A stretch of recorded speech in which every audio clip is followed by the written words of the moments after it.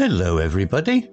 If you want to read all the stories in full, please go to www.steveuk.blog.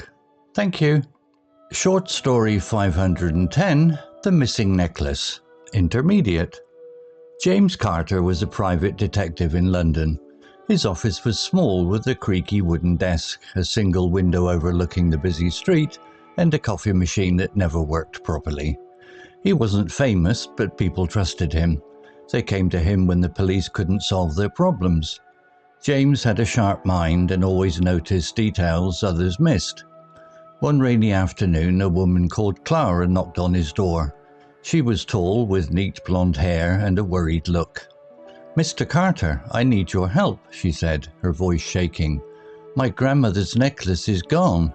It's not just valuable, it's been in my family for generations. I think someone stole it." James leaned back in his chair. "Tell me everything," he said, picking up a notepad. Clara explained that she lived in a large house with her husband, Robert, her sister Emily, and their butler, Thomas. The necklace made of gold and a large ruby was kept in a locked box in her bedroom. 2 days ago, she noticed it was missing. The lock wasn't broken, and there were no signs of a break-in. "Only my husband, Emily, and Thomas knew where I kept it," Clara said. The next morning, James visited Clara's house. It was an old, elegant building with tall windows and polished floors. Clara showed him the bedroom where the locked box was kept. The box was still there, but the necklace was gone. James examined the room carefully. He noticed a faint scratch on the window frame, almost invisible. "Interesting," he muttered. He spoke to Robert first. Robert was a quiet man who worked as an accountant. "I don't know anything about it," he said. "I was at work all day when Clara noticed it was gone." His answers were short, and he avoided James's eyes. James wrote in his notebook, "Robert, nervous." Next he met Emily, Clara's younger sister. She was cheerful but seemed distracted. "I loved that necklace," she said, "but I'd never take it. I was out shopping that day." She showed James a receipt from a shop dated the day the necklace disappeared. James nodded but kept his thoughts to himself. Then he questioned Thomas, the butler. Thomas was polite, with a calm voice and steady hands. "I've worked for the family for 10 years, sir," he said. "I clean the house, but I never touch their personal things." James noticed Thomas's shoes were spotless despite the muddy garden outside. That evening, James sat in his office, thinking hard. The scratch on the window suggested someone had climbed in, but the lock on the box wasn't broken. That meant the thief knew where the key was. Clara had said only she, Robert, Emily, and Thomas knew its hiding place, behind a painting in the bedroom. James returned to the house the next day. He asked Clara to show him the painting. It was a heavy frame nailed to the wall. "Has anyone touched this recently?" he asked. Clara shook her head. James examined the painting and found a tiny smudge of dirt on the frame. It matched the mud from the garden. He gathered everyone in the room, Clara, Robert, Emily, and Thomas. "The thief is here," James said. "Someone climbed through the window, leaving a scratch. They knew where the key was and took the necklace without breaking the lock. The dirt on the painting tells me the thief was in the garden." Everyone looked shocked, but Thomas's face turned pale. "Thomas," James said, "your shoes are too clean for someone who walks through the garden every day. You cleaned them to hide the evidence, didn't you?" Thomas tried to protest, but his voice cracked. After a moment, he confessed. He had stolen the necklace to pay off gambling debts and sold it to a local dealer. Clara gasped, tears in her eyes. "How could you, Thomas?" she asked. James stayed calm. He called the police, who arrested Thomas and recovered the necklace from the dealer. Clara thanked James warmly, promising to recommend him to her friends. Back in his office, James smiled. Another case solved. The rain still fell outside and his coffee machine still didn't work, but he felt satisfied. Vocabulary notes. Creaky, adjective. Definition. Making a squeaking or grating sound when moved or used, often due to age or wear. Example, his office was small with a creaky wooden desk, a single window overlooking the busy street, and a coffee machine that never worked properly. Explanation. In the story, creaky describes the wooden desk, suggesting it makes a noise when touched or moved, likely because it is old or not well maintained. This adds to the description of James's modest office. Similar words. Squeaky, making a high-pitched sound, e.g., the squeaky door woke everyone up. Rickety, unsteady or likely to collapse, e.g., the rickety chair wobbled under his weight. Grating, producing an unpleasant harsh sound, e.g., the grating noise of the gate annoyed the neighbors. Usage tip. Use creaky for objects that make a sound due to movement, especially wood or metal.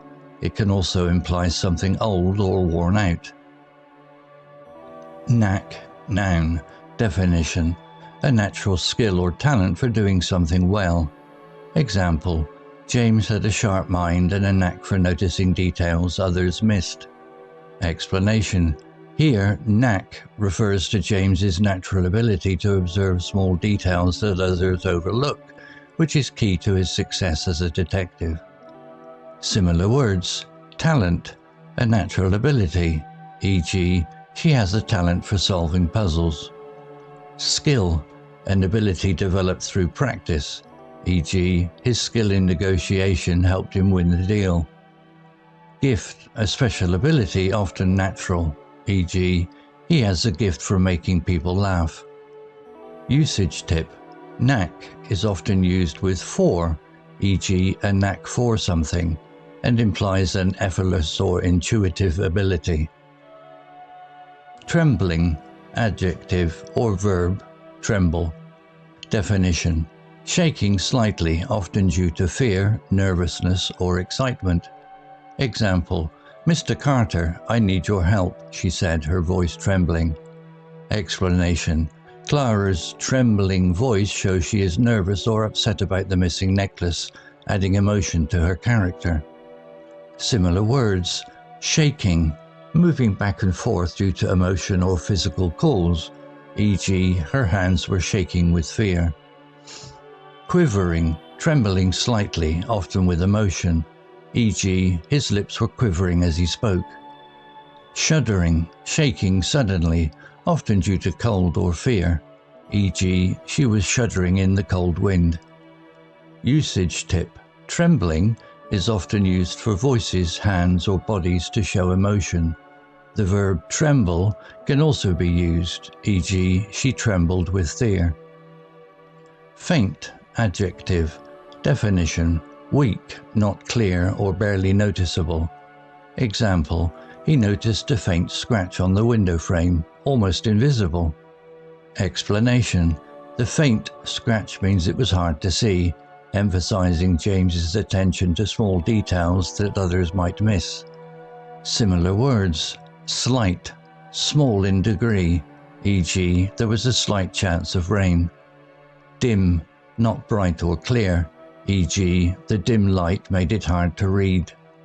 Subtle, not obvious, requiring careful attention, e.g., the subtle hint in her words went unnoticed. Usage tip. Use faint for things that are weak or hard to detect, like sounds, smells, or marks.